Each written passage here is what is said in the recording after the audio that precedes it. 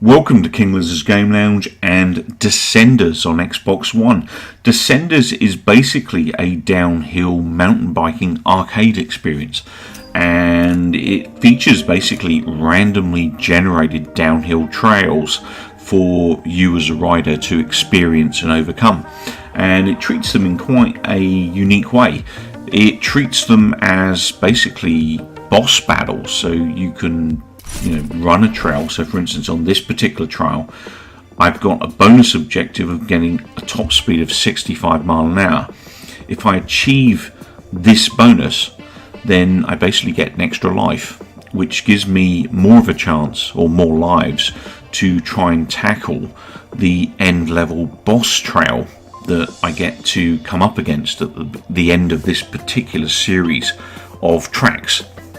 So it's actually quite an interesting idea, and I'll be honest, I rarely invest in preview games, but after playing this for the hour trial that you get, I was just really enjoying it, and I thought, this is something that's close to my heart, because I used to actually do downhill mountain biking in my younger years, and I used to ride a Trek 2000 back in the day, plus a Trek 1000 as well. So a half rigid and a full suspension bike, which I'll post up some pics in the video just for your information. But it's something that's close to my heart, something that I've done. Obviously, this is a lot more extreme and a bit more over the top in terms of downhill biking, in terms of the speeds and stuff you get. But it's actually something that's just really good fun. So first off, down the hill we go.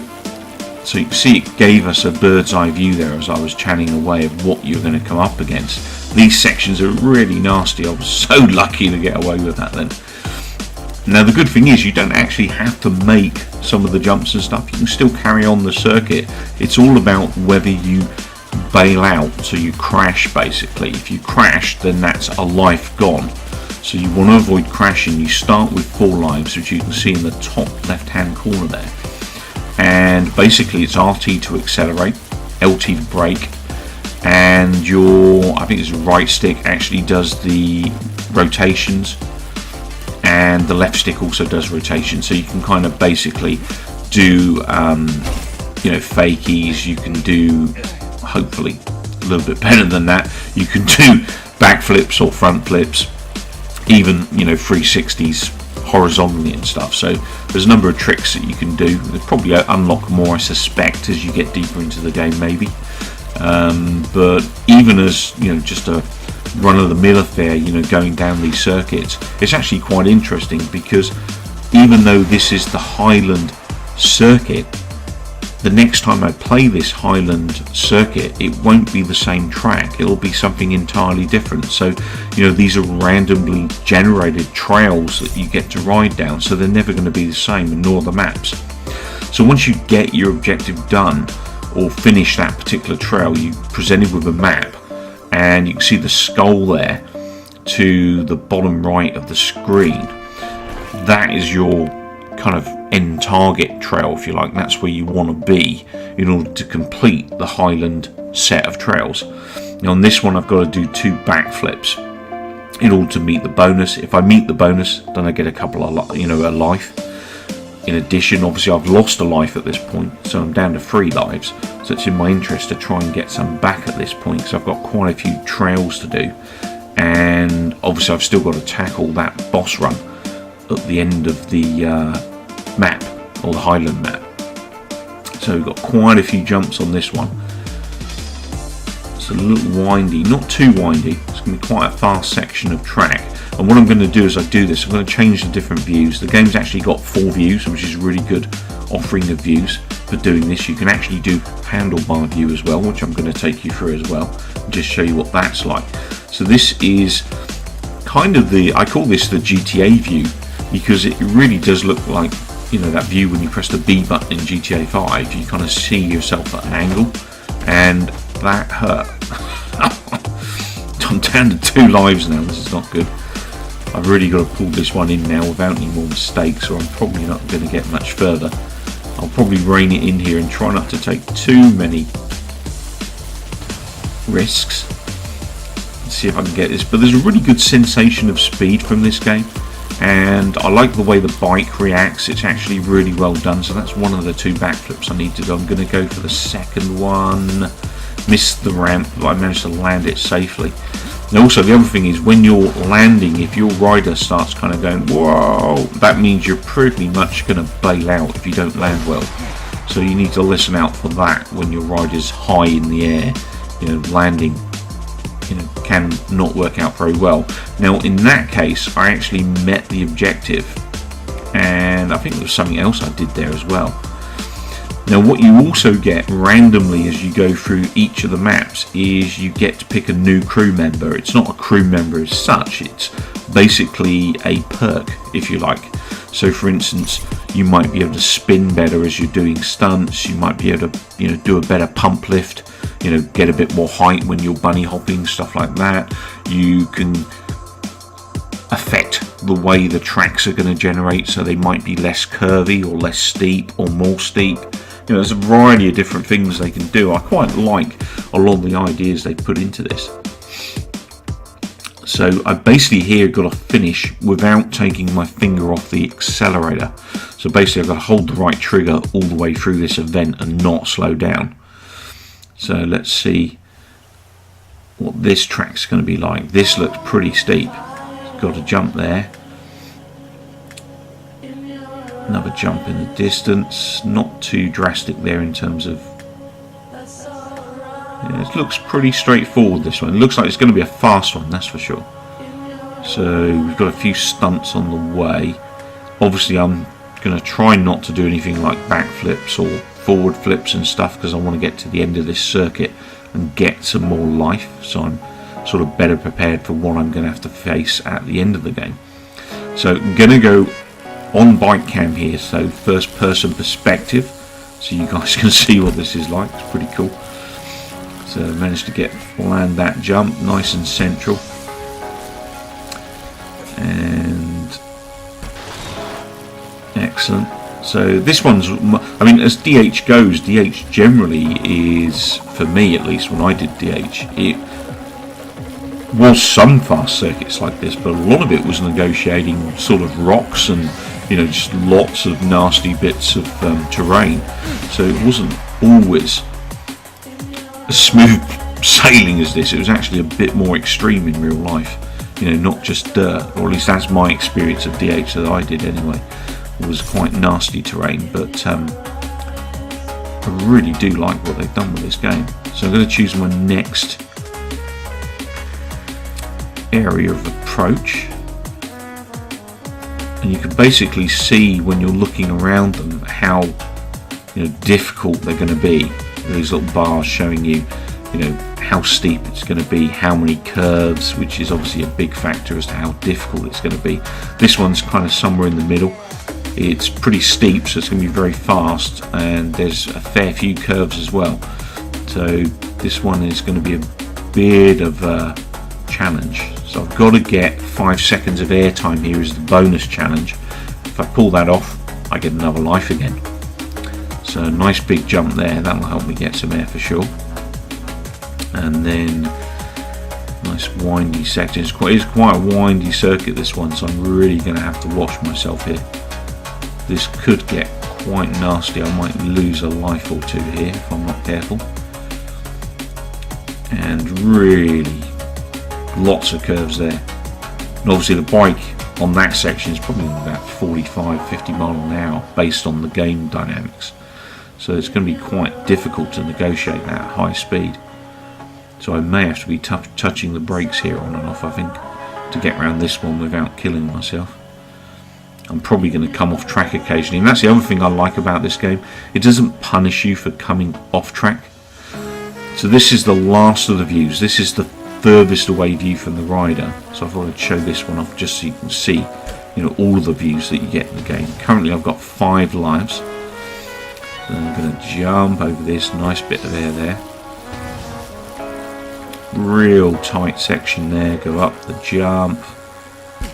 Landed not too bad there, and then into the next jump, up we go. Came off the ramp side there.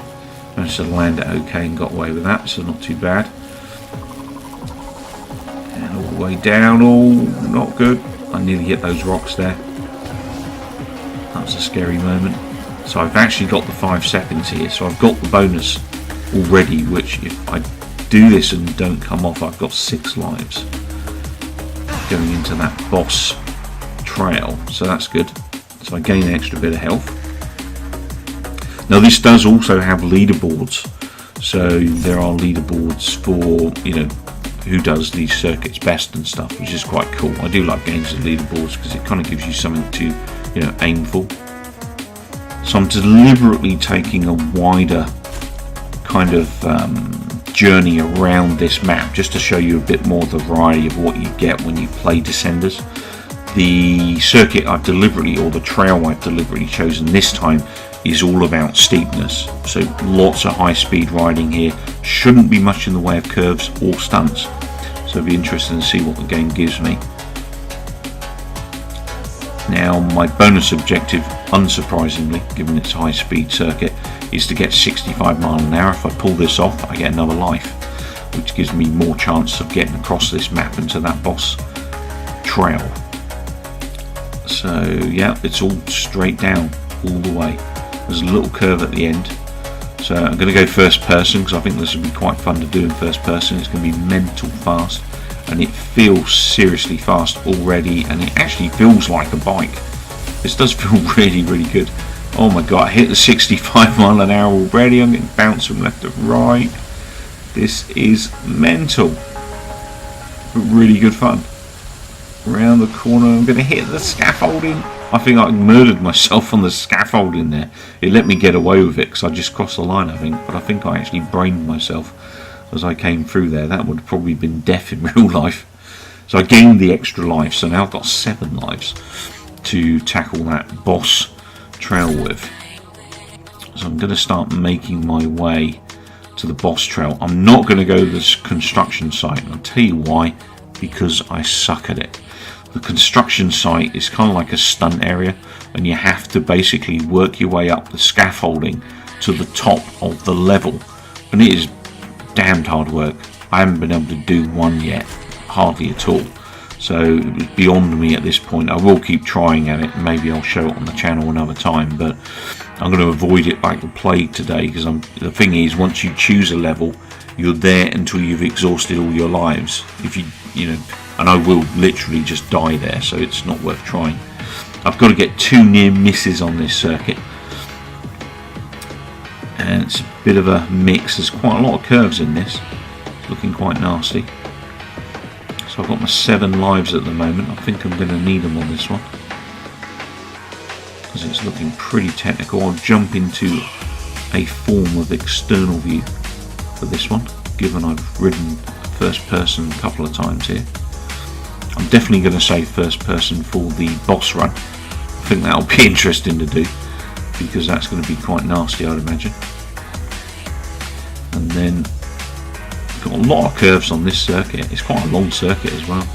That's the other thing I like about this. I mean, you do occasionally get a very short circuit, but the majority of the circuits are, you know, pretty long circuits. You get quite a good ride out of it. It's not like you're waiting for a loading screen and then you're in a circuit for a couple of seconds. You know, you do generally spend a couple of, you know, minutes or a minute and a half riding a circuit. And the other good thing about this game is I've not edited these load times. They're actually really good load times. You know, it's a well-structured game, and it's, you know, it's very responsive. And I've not seen anything in the way of bugs yet in this game. I've not experienced any bugs at all in this preview, so I'm quite happy with that as well. So managed to negotiate that first jump. Got a bit cheeky there with a backflip. I've got to get a couple of near misses.